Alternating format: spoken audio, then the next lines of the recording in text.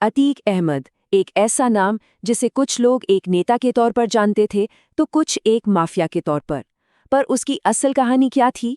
चलिए आज उसकी जिंदगी और उस एक चौंकाने वाली मौत को समझने की कोशिश करते हैं जिसने सच में पूरे देश को हिलाकर रख दिया था। सोचिए, कैमरे ऑन हैं, चारों तरफ पुलिस का सख्त पहरा है और सिर्फ 3 सेकंड में सब कुछ खत्म हो गया। सवाल ये उठता है कि आखिर ऐसा हुआ कैसे, और वो भी पूरी दुनिया के सामने, लाइव टीवी पर। इस पूरी कहानी को समझने के लिए हमें इसकी शुरुआत ठीक वहीं से करनी होगी, उन आखिरी 3 सेकंड से जिसने पूरे देश में एक सनसनी फैला दी थी। तो ये कहानी है अतीक अहमद की। एक ही नाम पर पहचाने दो। कुछ के लिए वो एक नेता था तो बाकियों के लिए एक खूंखार माफिया सरगना। लेकिन इस खौफनाक अंत तक पहुंचने की कहानी आखिर शुरू कहां से हुई? चलिए थोड़ा समय में पीछे चलते हैं। देखते हैं कि प्रयागराज का एक आम सा लड़का, जुर्म की दुनिया का बेताज बादशाह, आखिर बना कैसे। तो बात है 1990 के दशक की। प्रयागराज की गलियों में एक नौजवान छोटे मोटे अपराधों से अपना नाम बनाना शुरू करता है। लेकिन उसके इरादे बड़े थे। जल्द ही वो अपना खुद का एक गैंग बना लेता है, और फिर देखते ही देखते उसका नाम सिर्फ एक अपराधी का नहीं रहता, बल्कि उस इलाके में डर और दहशत का दूसरा नाम बन जाता है। उसका खौफ कुछ इस कदर बढ़ गया था कि लोग उसे सिर्फ एक ही नाम से पहचानने लगे थे, अतीक भाई। ये सिर्फ एक नाम नहीं था, ये एक तरह का ब्रांड बन चुका था। एक ऐसा ब्रांड जिसकी पूरी नींव डर पर रखी गई थी। लेकिन देखिए, असली खेल तो तब शुरू हुआ जब उसने जुर्म की तंग गलियों से निकलकर सियासत के बड़े बड़े गलियारों में अपना कदम रखा। अब ताकत और जुर्म का वो खतरनाक कॉम्बिनेशन तैयार हो चुका था, जिसने उसे पहले से कहीं ज्यादा बेखौफ बना दिया था। मतलब वो एक ही वक्त पर 2 अलग-अलग दुनियाओं पर राज कर रहा था।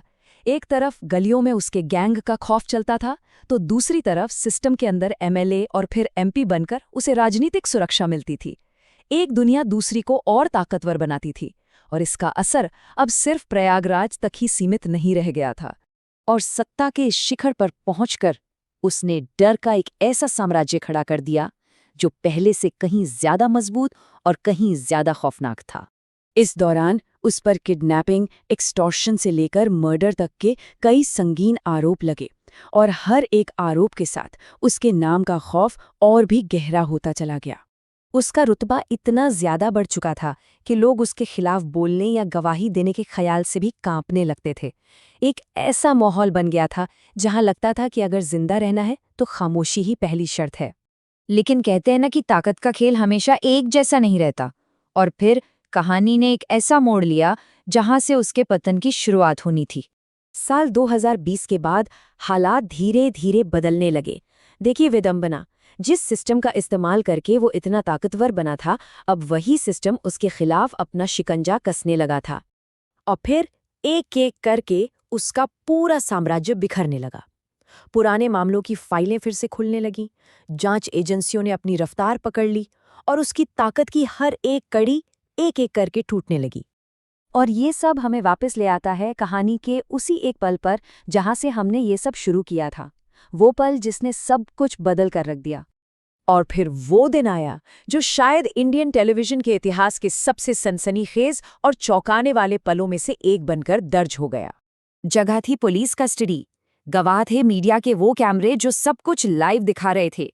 तभी भीड़ से 3 हमलावर निकलते हैं, एकदम नजदीक से गोलियां बरसाते हैं, और इससे पहले कि कोई कुछ समझ पाता, सब कुछ खत्म हो जाता है। सिर्फ चंद सेकंड्स के अंदर एक ऐसा नाम जो दशकों तक ताकत और खौफ का प्रतीक माना जाता था, अब महज एक इतिहास बनकर रह गया था। एक वक्त का सबसे शक्तिशाली डॉन जो सिस्टम को अपनी उंगलियों पर नचाने का दम भरता था, उसका अंत भी उसी सिस्टम के सामने कैमरों की निगरानी में हुआ। तो सवाल ये उठता है कि जो हुआ वो आखिर क्या था, इंसाफ या फिर एक और अनसुलझा रहस्य?